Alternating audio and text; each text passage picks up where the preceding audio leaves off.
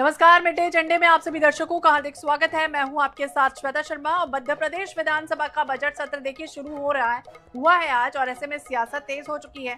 नेता प्रतिपक्ष उमंग सिंघार ने सरकार पर कर्ज को लेकर सवाल उठाया और श्वेत पत्र की मांग कर दी। उनका सीधे तौर पर यह आरोप है कि 2 साल में हजारों करोड़ का कर्ज लिया गया, और इसी विषय पर आज हम चर्चा करने जा रहे हैं।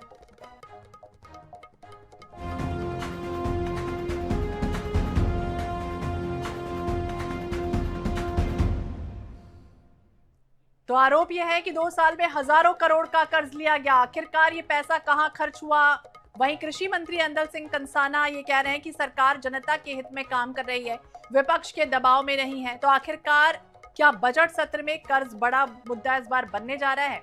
और यही हमारा आज का विषय, और इसी पर आज हम चर्चा करने जा रहे हैं कि आखिरकार मध्य प्रदेश विधानसभा के बजट सत्र में जिस तरह से प्रदेश में कर्ज का मुद्दा सियासत का इस समय केंद्र बिंदु बन गया है, नेता प्रतिपक्ष उमंग सिंघार समेत अन्य कांग्रेस नेताओं ने सरकार से कर्ज पर श्वेत पत्र लाने की मांग की है, और ये कहा है कि 2 साल में 6,500 करोड़ का कर्ज लिया गया। सरकार ये बताए कि पैसा जनता पर खर्च हो रहा है या फिर नहीं। विपक्ष ये भी कह रही है कि यदि ये जो बजट सत्र है वो आम जनता की आवाज है, घोषणाओं की बजाय सरकार को हकीकत पर ध्यान देना चाहिए। विपक्ष के आरोपों पर हालांकि कृषि मंत्री एंदल सिंह कंसाना ने पलटवार भी कर दिया है, और ये कह दिया है कि सरकार तो वही करेगी जो जनता के हित में होगा, कांग्रेस के कहने से कुछ नहीं होता।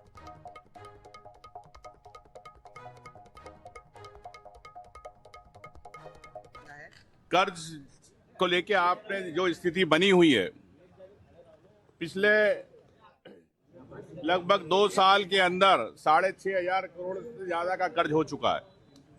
मतलब 250 करोड़ लगभग रोज के आसपास का कर्ज आप ले रहे हो। 1 साल में ये स्थिति है आपकी, तो मैं समझता हूं कि सरकार कर्ज से जनता को घी पिला रही है कि खुद घी पी रही है। इस बजट के अंदर साफ होगा। बिल्कुल श्वेत पत्र को लेके सरकार से मांग करेंगे, और सरकार बताए श्वेत पत्र को लेके, कर्ज को लेके कि जनता के लाभ में पैसा खर्च हो रहा है कि भ्रष्टाचार में खर्च हो रहा है पैसा। नहीं, देखिए, सरकार व्हाइट पेपर देने को उसका मन मस्तिष्क नहीं है, और सरकार इस मामले में स्पष्ट भी नहीं है, और सरकार बजट के मामले में बिल्कुल फेल है। डेली बेसिस जैसी नौकरी होती है, नहीं, डेली वेतन भोगी, रोज कर्जा लेते हैं, रोज खर्च करते हैं, फिर कर्जा लेंगे, कल फिर खर्च करेंगे। ये कोई बजट है? ये कोई क्या श्वेत पत्र जारी करेंगे? श्वेत पत्र वो जारी करते हैं कि ईमानदारी से राज्य का बजट होता है, उस बजट को हम जनता के हित में खर्च करेंगे। हम कहेंगे कहाँ खर्च किया है, तो उनको बताना पड़ेगा यहाँ खर्च किया है, तो ये तो बताते नहीं है। कांग्रेस जो कहेगी वही करेंगे। हम वो करेंगे जो जनता के हित में होगा। ऐसा कोई नहीं, ये भारतीय जनता पार्टी है या कोई हाथी है, पर नहीं, सबको सम्मान मिल रहा है। तो मध्य प्रदेश विधानसभा के बजट सत्र का जिस तरह से आगाज हुआ, कर्ज का मुद्दा जो है वो इस बार हावी दिख रहा है। सियासत इस पूरे मामले को लेकर तेज हो चुकी है। नेता प्रतिपक्ष उमंग सिंघार, अन्य कांग्रेस नेता जिस तरह से आरोप लगा रहे हैं कि भाई कर्ज तो लिया है, श्वेत पत्र लाने की मांग की जाए। 2 साल में 6,500 करोड़ का कर्ज लिया गया है। सरकार ये बताए कि आखिरकार पैसा जनता के हित में खर्च हो रहा है या कहां हो रहा है।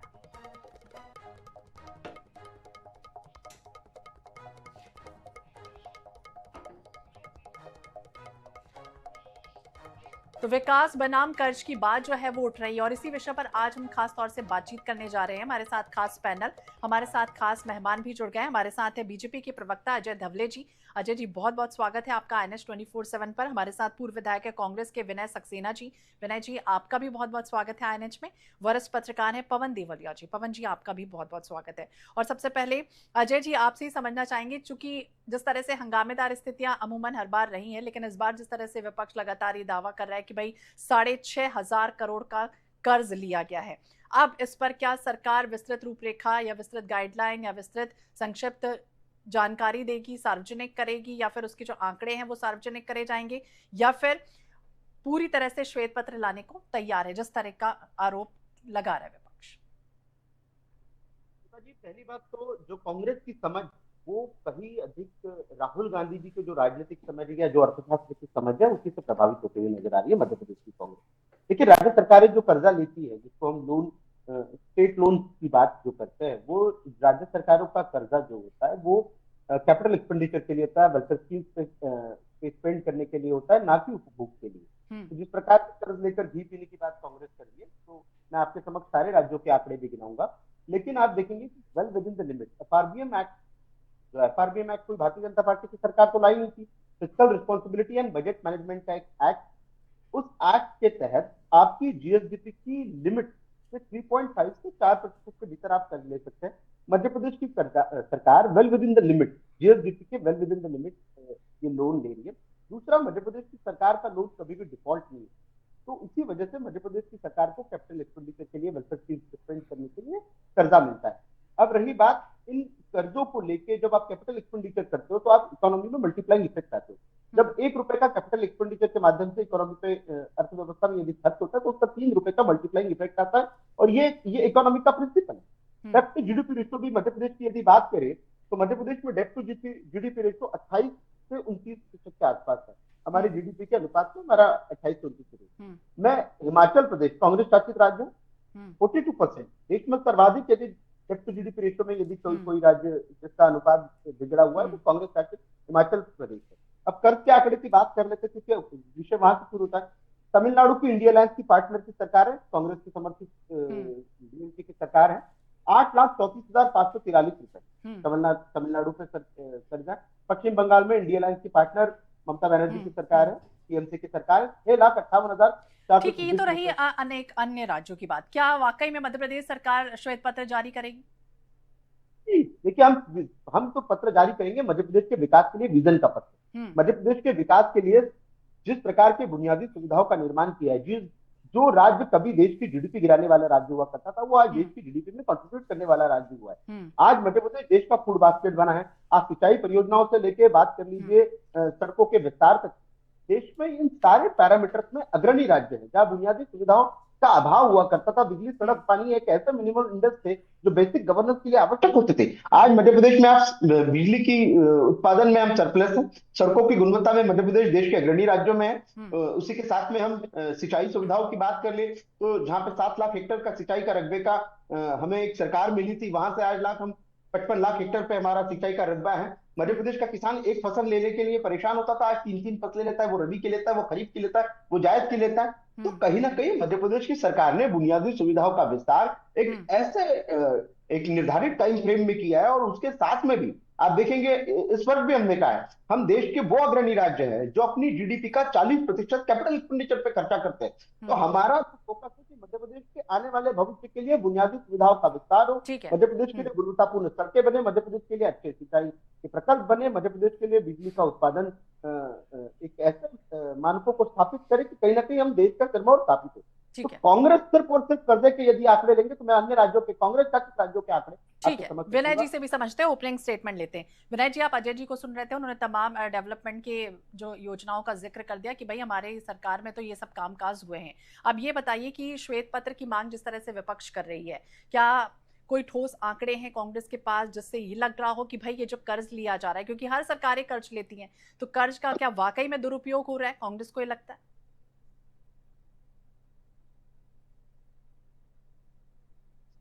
पुल बांध रहे थे, परंतु इन सब बातों को भूल जाते हैं कि इसी बजट का जो उपयोग है इस प्रदेश में जहरीले पानी में हो रहा है, जहरीली दवाओं में हो रहा है, और इनके जहरीले जो बयान हैं, जो जहरीली सरकार का इस समय इनके ऊपर तमगा लग गया। आप देखिए, सेना को ये बख्शते नहीं है। एक तरफ सुप्रीम कोर्ट कहता है कि विजय शाह जी जो है उनको इस्तीफा देना चाहिए, लेकिन ये मानने तैयार नहीं। तो जब ये इनके दिमाग में बैठा हुआ कि सड़कें ये बना रहे हैं, मध्य प्रदेश की ऐसी कौन सी सड़क है जिसपे टोल टैक्स नहीं लग रहा, और ऐसी कौन सी सड़क है जिसपे गड्ढे नहीं है टोल टैक्स लेने के बाद भी? हालात ये हैं कि टोल टैक्स बढ़ता जा रहा है, और ये स्वीकार भी गडकरी जी कह रहे हैं कि सड़कों में एक्सीडेंटल पॉइंट्स हैं, और उसके बाद भी तारीफ करना है। इनको झूठ बोलने की आदत है, और झूठ को बार बार ताली बजाने के साथ बोलने की आदत है, और झूठ बोल के झूठ को सच स्वीकार करवाने की जनता से इनकी आदत बन गई है। आप बताइए, राज्यपाल जी का अभिभाषण होना है, और ऊपर से 3 मंत्री जो दागी हैं आज की तारीख में, कैलाश विजयवर्गीय जिनके ऊपर आज मौतों का 35 मौतों का उनके ऊपर आरोप है, राजेंद्र शुक्ला जी के ऊपर 26 मौतें कफ सिरप से पिलाने का आरोप है, और हमारे विजय शाह जी जो है, जो सेना ने एक शौर्य का काम किया, आज उसके साथ उन्होंने आरोप लगा दिया कर्नल सोफिया जी पे।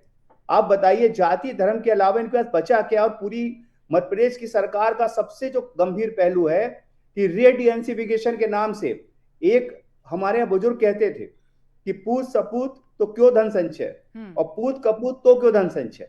एक तरफ आप कर्जा ले रहे हैं और दूसरी तरफ आपका कर्जे के साथ साथ प्रदेश की जो संपत्ति कांग्रेस की गवर्नमेंट के समय की बनी हुई है वो पूरी लूट मचा के रखी है इससे पूरे मध्य प्रदेश में, जो खुद अब मीडिया स्वीकारने लगा है और सरकार भी स्वीकारने लगी है कहीं ना कहीं कि रीडेंसिफिकेशन में बड़े बड़े घोटाले करके इन्होंने प्रदेश की जो जमीनें हैं वो इन्होंने ठेकेदारों को, जो भाजपा के नेताओं के साथ गलवैया कर रहे हैं, उनके साथ मिलजुल के उसके बंदर बाट कर ली। इस समय भ्रष्टाचार के मामले में नंबर 1 है मध्य प्रदेश सरकार, ये भूल रहे हैं। बच्चियों के प्रताड़ना के मामले में मध्य प्रदेश नंबर 1 है, ये भूल रहे हैं। नशे के मामले में कितनी बुरी हालत है प्रदेश की, जबकि मुखिया के रूप में माननीय मोहन यादव जी, जो खुद गृह मंत्री हैं, पत्रकार पिट रहे हैं, ये ताली बजा रहे हैं। हमारी महिला जो नेत्रियां हैं उन पर चप्पलों से वर्षा हो रही, तब ये सरकार गाल बजा रही है। हमारे जो छोटे छोटे बच्चे, तस्करी के मामले बच्चों की मध्य प्रदेश नंबर 1 है। तो ये समझ में नहीं आता। प्रचार प्रसार के मामले में इनका, जो मैंने आपसे कहा, झूठ को 100 बार परोस के चाहते हैं उसको सच स्वीकार कर लिया जाए। और आप कहते हैं कि मध्य प्रदेश सरकार जो है कांग्रेस की सरकारों से बेहतर काम कर रही, तो आप क्यों भूल जाते हैं कि ऐसी सरकार केंद्र में बैठी है जो कांग्रेस की सरकारों के साथ दोगलेपन का व्यवहार करती है, दोहरा जो पैमाना है वो मापदंड अपनाया जाता है। ठीक है, परंतु उसके बाद भी कांग्रेस की सरकारें आपसे बेहतर परफॉर्मेंस दे रही है, ये ऑन द रिकॉर्ड है। और आप चाहें तो आंकड़ों के साथ अजय जी मैं आपसे जवाब लूंगी, लेकिन पवन जी भी हमारे साथ है। पवन जी, आप वरिष्ठ पत्रकार हैं और चूंकि आप दोनों ही पक्षों को सुन रहे थे और हमेशा कर्ज का जो मुद्दा है वो हमेशा हावी रहा है, इस बार क्या लग रहा है कि जिस तरह से आर्थिक चिंता का विषय समझे मध्य प्रदेश में, जिस तरह से विपक्ष ये आरोप लगा रही है कि भैया 6,500 करोड़ का कर्ज लिया है, या फिर इसका जो राजनीतिक मुद्दा है वो बनाने की कोशिश कर रही है विपक्ष हंगामेदार स्थितियां बनाकर? देखिए श्वेता जी, कहीं ना कहीं बजट को लेकर चर्चा तो एक सामान्य रूप से आम जन में जो है बन चुकी है कि मध्य प्रदेश सरकार के पास कोई ऐसी योजना नहीं है। लगातार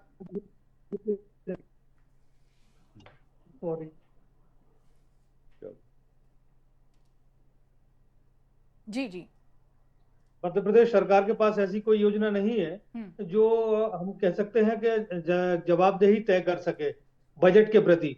अब कांग्रेस जिस तरह से श्वेत पत्र लाने की बात कर रही है, मुझे लगता है कि कांग्रेस अगर लगातार इस विषय को लेकर पब्लिक के बीच में जाती रहती या मांग उठाती रहती तो कुछ असर करता।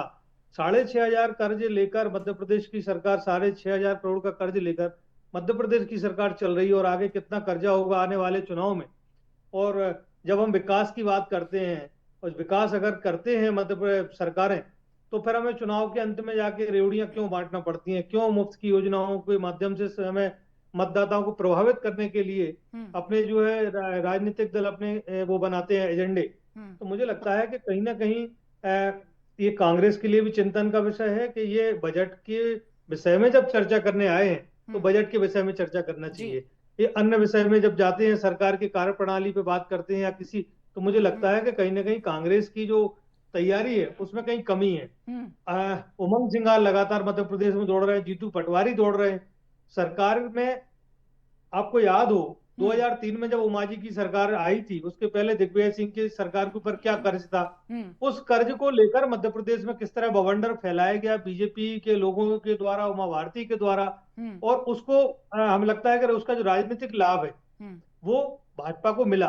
विनय जी इस बात से सहमत होंगे कि जिस तरह भाजपा ने उस कर्जे को, वो छोटा सा कर्ज था, आज 6,500 करोड़ का कर्ज मध्य प्रदेश के ऊपर है, लेकिन मैं फिर कहूंगा कि 6,500 का कर्ज होने के बाद भी कांग्रेस वो माहौल जनता के बीच में नहीं बना पा रही जो उस समय 2003 में दिग्विजय सिंह सरकार के खिलाफ उमा भारती ने मध्य प्रदेश में खड़ा किया था।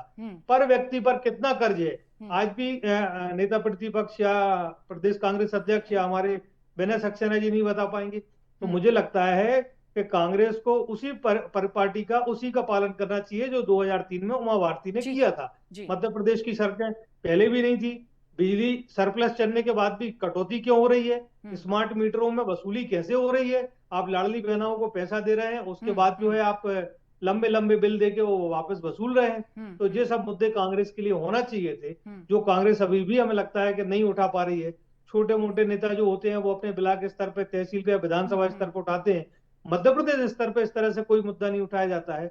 बजट को लेकर मुझे लगता है कि एक पैनल बनना चाहिए जिसमें पूर्व इनके वित्त मंत्री कहाँ हैं, तरुण भनोट जी, पता ही नहीं है। तो ये सब एक कमेटी कांग्रेस की बनेगी, जो बड़े नेता होंगे उनमें, वो सब जो प्लान करेंगे उस पर चर्चा होगी, श्वेत पत्र लाएंगे। अब उमंग सिंगार ने क्या बजट पे कभी काम किया है? क्यों, कौन कौन से विभाग दो तीन महीने के लिए, 2 साल के लिए, मुश्किल से 1.5 महीने के लिए वो वन विभाग के मंत्री रहे हैं, क्या परिस्थितियां रही उनके साथ? तो मुझे लगता है कि विषय विशेषज्ञों की कांग्रेस को आवश्यकता है, क्योंकि जो इस विषय पर चर्चा कर सके और कांग्रेस को किस लाइन पर चलना है वो चलना बता सकते। ठीक है। और अजय जी, आप दोनों को ही सुन रहे थे, और आपको भी लगता है ना भाई, अगर कर्ज लिया है, तमाम ऐसी योजनाएं हैं, कौन कौन से क्षेत्रों में खर्च हुआ है, जनता तो ये चाहेगी जानना कि आखिरकार वो जो मदवार जिलेवार जो खर्चा का आंकड़ा है वो सार्वजनिक कर दे सरकार। तो निश्चित रूप से जब बजट प्रस्तुत किया जाता है, एनुअल फाइनेंशियल स्टेटमेंट जब स्टेट का प्रस्तुत किया जाएगा, उसमें सारी बातें जाएगी कि रेवेन्यू रिसिप्ट कितना है, रेवेन्यू एक्सपेंडिचर कितना हो रहा है, कैपिटल एक्सपेंडिचर कितना कर रहे हैं हम, वेलफेयर स्कीम से कितना खर्चा कर रहे हैं। 18 तारीख का इंतजार कर लेंगी कांग्रेस, सारी चीजें आपके सामने स्पष्ट हो जाएगी। दूसरा जो विषय है कि हम कर्ज लेकर किसान के खेत तक पानी पहुंचा रहे हैं, जबकि कांग्रेस में कर्ज लेकर अपने भ्रष्टाचार की प्यास बुझाई जाती थी, और ये हम नहीं कह रहे थे। उमंग सिंगार जी का स्टेटमेंट याद कर लीजिए, 2018 की सरकार के समय उन्होंने कहा था कि मध्य प्रदेश का सबसे बड़ा भू माफिया, सबसे बड़ा रेत माफिया, सबसे बड़ा शराब माफिया दिग्विजय सिंह है, और ये सरकार में रहते हुए तत्कालीन वन मंत्री उमंग सिंगार जी का स्टेटमेंट था दिग्विजय सिंह के लिए। तो किस प्रकार की वो सरकार चलती थी। दूसरी, मध्य प्रदेश की जनता की आवाज सिंघार जी से ये कह रहे कि बजट में जनता की आवाज सुनी जानी चाहिए। बिल्कुल, मध्य प्रदेश की जनता ने आपको विपक्ष में बिठाया, मध्य प्रदेश की जनता ने भारतीय जनता पार्टी को पक्ष में बिठाया, और जनता की आवाज से ही हम पक्ष में बैठे हैं। दूसरा, व्हाइट पेपर की जो हम बात कर रहे हैं, व्हाइट पेपर की जगह हम एक ऐसा विजन पत्र लाएंगे कि मध्य प्रदेश, विकसित मध्य प्रदेश किस प्रकार के रहेगा, भारत में विकसित भारत की संकल्पना में मध्य प्रदेश का क्या कंट्रीब्यूशन रहेगा। और तीसरा, विनय जी एक सम्मानित जनप्रतिनिधि रहे हैं, वो एक जिम्मेदार चैनल पर बैठ के देखिए, उनके 2-3 स्टेटमेंट बड़े बिल्कुल अनपार्डेबल। उन्होंने कहा था कि विजय शाह जी के लिए सुप्रीम कोर्ट ने कहा कि उनको इस्तीफा देना चाहिए। पहली बात, अभी तक के सुप्रीम कोर्ट का, ऑनरेबल सुप्रीम कोर्ट का पूरी की पूरी प्रोसीडिंग में कभी भी ये स्टेटमेंट नहीं है, ये ऑब्जर्वेशन नहीं है। दूसरा, प्रोसिक्यूशन सैंक्शन के लिए ऑनरेबल सुप्रीम कोर्ट ने कहा मध्य प्रदेश की सरकार जो भी माननीय सर्वोच्च न्यायालय के निर्देश देंगे उनके विषय में कार्रवाई करेगी। दूसरा विषय, कैलाश विजयवर्गीय जी का विषय, और इंदौर में जो दूषित पानी से मौतें हुई, पहली बार मध्य प्रदेश की सरकार ने जिम्मेदारी के साथ में जो लोग जिम्मेदार थे उनकी जवाबदेही सुनिश्चित करी, उन पर कार्रवाई की। इनको पूछ लीजिए कि वॉरेन एंडरसन के हाथों से हजारों लोगों की नृशंस हत्या हुई थी भोपाल में यूनियन कार्बाइड फैक्ट्री के गैस लीक मामले से। कितने लोगों के विरुद्ध कांग्रेस की सरकार ने काम किया था। अरे मुख्यमंत्री की स्वयं की गाड़ी से स्टेट हैंगर तक के छोड़ने का काम वॉरेन एंडरसन, ये तो खैर अलग विषय है। दूसरा विषय, दूसरा श्वेता जी, एक और अंतिम में इन्होंने कहा था कि कोल्ड ड्रिप से मौतों का विषय छिंदवाड़ा का इन्होंने निकाला राजेश शुक्ला जी के विषय में। तो तमिलनाडु की डीएमके की सरकार ने उस फैक्ट्री को तमिलनाडु में लगने दिया था। हमने तो तमिलनाडु से उस व्यक्ति को पकड़ के लाया था। आपने आपकी इंडियन अलायंस की पार्टनर की सरकार के विरुद्ध कितनी आवाज उठाई, कितने आंदोलन किए डीएमके की सरकार के विरुद्ध कांग्रेस ने। तो विनय जी, जब आप राजनीति करते तो राजनीति शुद्ध रूप से होनी चाहिए, मुद्दों पर आधारित होनी चाहिए, और चर्चा ऐसी होनी चाहिए जहां पे आपके पास में आंकड़े हो, आंकड़ों के साथ में आप। विनय जी, पवन जी बहुत ठीक है कि जो आंकड़े हैं वो कहीं ना कहीं सार्वजनिक करने की जरूरत है, लेकिन कांग्रेस को भी जो पिछले कर्ज लिया गया, क्योंकि सरकार तो पिछले बार भी ले चुकी थी कर्ज, उस समय के आंकड़े, अभी के आंकड़े, क्या मूल अंतर है, डिफरेंसेस हैं, रिव्यू तो होना चाहिए। और बाकायदा जुमलेबाजी या बयानबाजी करने की बजाय आपको लगता है कि तथ्यों पर, आंकड़ों पर अगर विस्तार से चर्चा की जाएगी, बोला जाएगा, तो वो जनता तक जाएगी बात सीधी। बिल्कुल श्वेता जी, मैं आपकी और पवन जी की बात से सहमत हूँ। आंकड़ों पे चर्चा होना चाहिए, लेकिन आंकड़ों पे चर्चा के लिए समय कितना जरूरत पड़ती है। देखिए, अगर आज आपने विषय रखा हो कि हम लोग आंकड़ों पे विस्तृत चर्चा करेंगे, आप अगला एक आध बार रखिए, इस पे बजट पे रखिए, आंकड़ों पे रखिए। तो जो अभी हमारे भाई कह रहे हैं, मैं इनके एक एक आंकड़ों का भी जवाब दे दूंगा। अब आंकड़ों की बात करें तो पूरे मध्य प्रदेश का जो इस समय ऋण का स्तर है वो पूरे हिंदुस्तान का जो टोटल ऋण का उसका 5% क्रॉस कर गया, जो एक बड़ी गंभीर बात है, जिसको ये कभी बोलेंगे नहीं अजय जी।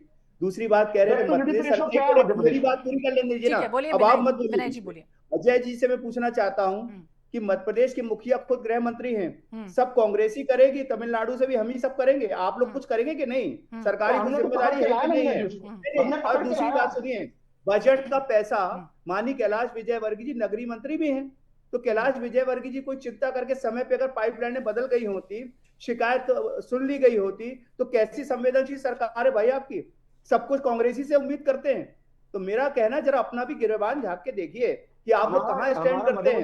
आपकी सरकार गैर जिम्मेदार सरकार है, जो बड़े दावे के साथ मैं कहता हूं, जिम्मेदारी के साथ कह रहा हूं, आप लोग गैर जिम्मेदार लोग हैं। और दूसरी बात, इस समय मध्य प्रदेश में एक बड़ा नारा चल रहा है कि अपराधी, नेता और अधिकारी मिलकर प्रदेश को लूट रहे हैं। चाहे रेत का मामला हो, चाहे शराब का मामला हो, चाहे जमीनों के रीडेंसिफिकेशन का मामला हो। ठीक है विनय जी, आप ये बता दीजिए विपक्ष के नाते, ये बता दीजिए सरकार को कि भाई वैकल्पिक क्या रोड मैप तैयार हो सकता है, राजस्व बढ़ाने के लिए क्या और किया जा सकता है। जी श्वेता सर, मैडम एक बात बड़ी गंभीर यह है, मैं भी विधानसभा में रहा हूं और पिछले भी मैंने सत्र के बारे में जानकारियां ली हैं, और पवन जी इस बात को स्वीकार करें कि मध्य प्रदेश में बात करने की, चर्चा करने की जो गंभीरता थी, उसको खत्म करने की, सत्र खत्म करने की एक आदत पड़ गई। तत्काल जनगणमन हो जाता है कि सत्र खत्म हो गया, वहां से डिक्लेरेशन हो जाता है, और विधानसभा अध्यक्ष जो है ऐसे पन्ने पलटाते हैं, स्वीकार स्वीकार स्वीकार, हाथ खड़े कर दिए। ये जो पैटर्न लागू कर दिया, इसलिए श्वेत पत्र की मांग की जाती है। क्योंकि हम जिन आंकड़ों पे, जैसे आज हम आपके इस डिबेट पे 15-20 मिनट पूरे मध्य प्रदेश के आंकड़ों पे चर्चा नहीं कर सकते, हिंदुस्तान के पूरे आंकड़ों पर बात नहीं कर सकते। वैसे ही 2 दिन या 3 दिन में आप सोचिए कि मध्य प्रदेश का जिम्मेदारी के साथ पूरे बजट पे चर्चा हो जाए, ये संभव नहीं है। गंभीरता जब होती है कि पहले की सरकारें, इनके भी कुछ लोग थे, पटवा जी के समय चर्चा होती थी, लास्ट क्वेश्चन पवन जी से, क्या विकास का साधन लग रहा है या वाकई आने वाले समय में हम देख रहे हैं कि भविष्य में कोई खतरे की घंटी बजने वाली? देखिए श्वेता जी, एक तो ये चिंता का जो विषय माननीय विनय जी ने रखा है कि बजट से या कोई भी विधानसभा सत्र की जो बैठकों की संख्या है वो बिल्कुल ना के बराबर हो गई है।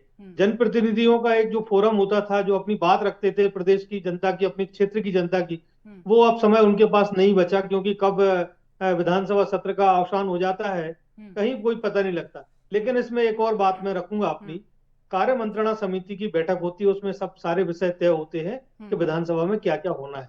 कार्य मंत्रणा समिति में विपक्ष के लोग और अन्य दलों के लोग भी रहते हैं, नेता प्रतिपक्ष की उपस्थिति रहती है। कहीं ना कहीं कोई सहमति होती होगी, तभी जाके जो है इस तरह से विधानसभा का सत्र का अवसान किया जाता है। अच्छा, दूसरी बात, हमारा विषय फिर मैं वही बात रखूंगा कि कांग्रेस को अपने विषय विशेषज्ञों के साथ बैठ के मंथन करना चाहिए।